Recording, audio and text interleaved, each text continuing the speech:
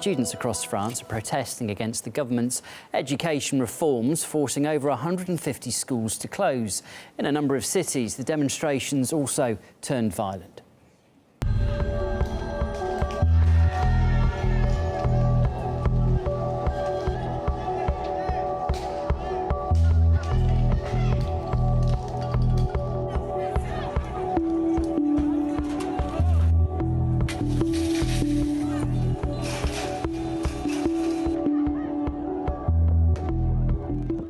Well, France's education minister has condemned what's happening in the country, including some of the police's actions. Jean-Michel Blanquer here was referring to a video that has sparked outrage, showing student protesters on their knees with their hands behind their heads on police orders. He added, though, that the incident does need to be understood in context.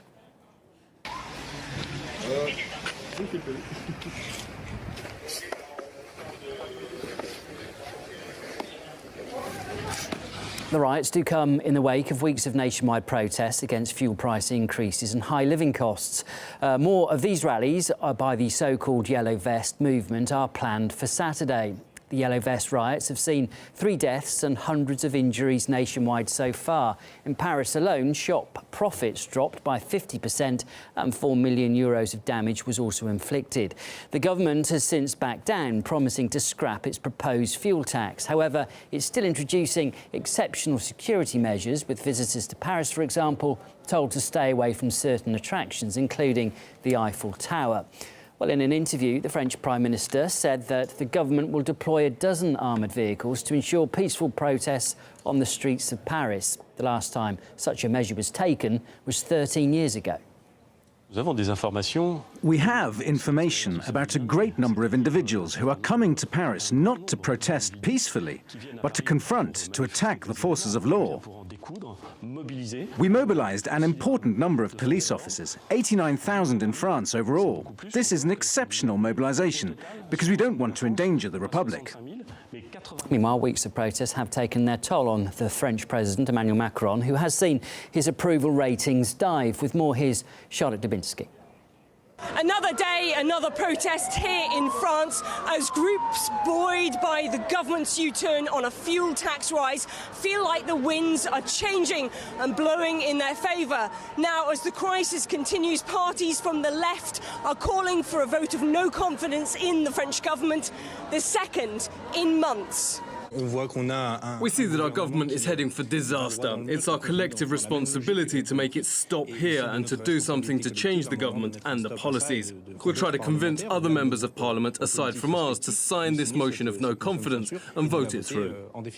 Touted as France's hope when he was elected last year, he came into office with an approval rating of more than 60%. But he's gone from Jupiter to jeers, with the latest polls showing his popularity has crashed. Labour will be freed, companies will be supported, initiative will be encouraged.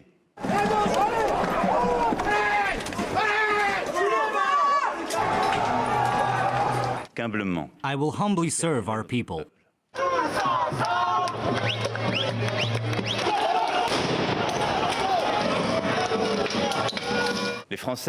French men and French women who feel forgotten will be better protected.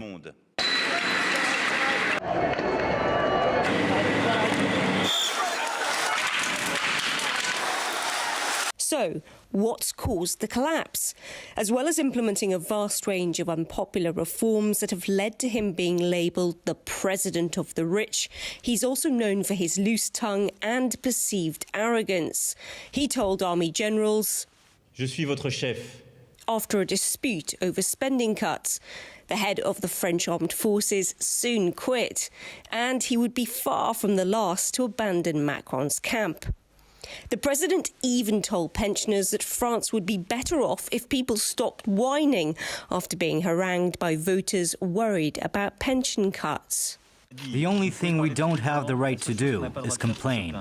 The president may have hoped the U-turn on fuel tax hikes would have quelled the anger, but it hasn't. It only seems to have intensified it, with truckers, farmers and students now taking their concerns to the streets.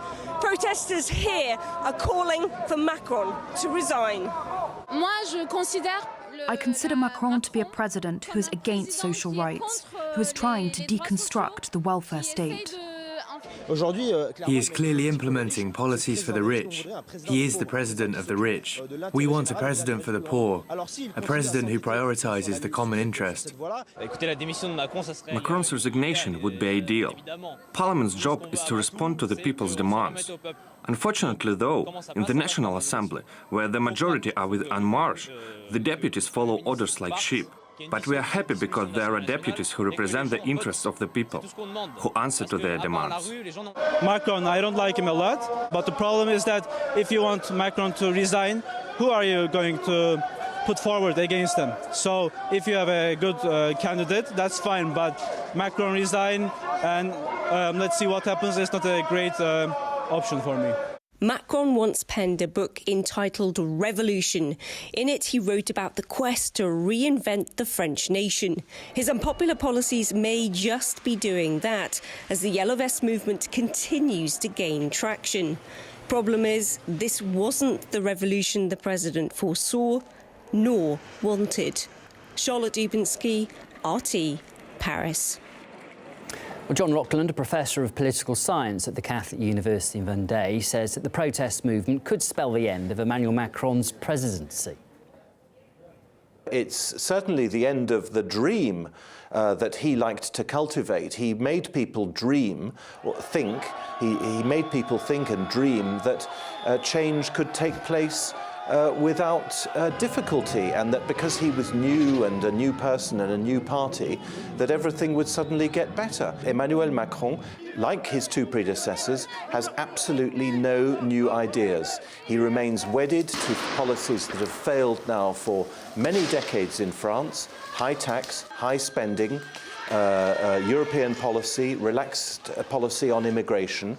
All the costs of these things add up, and spending is out of control, and so taxes keep going up higher and higher, and people have had enough.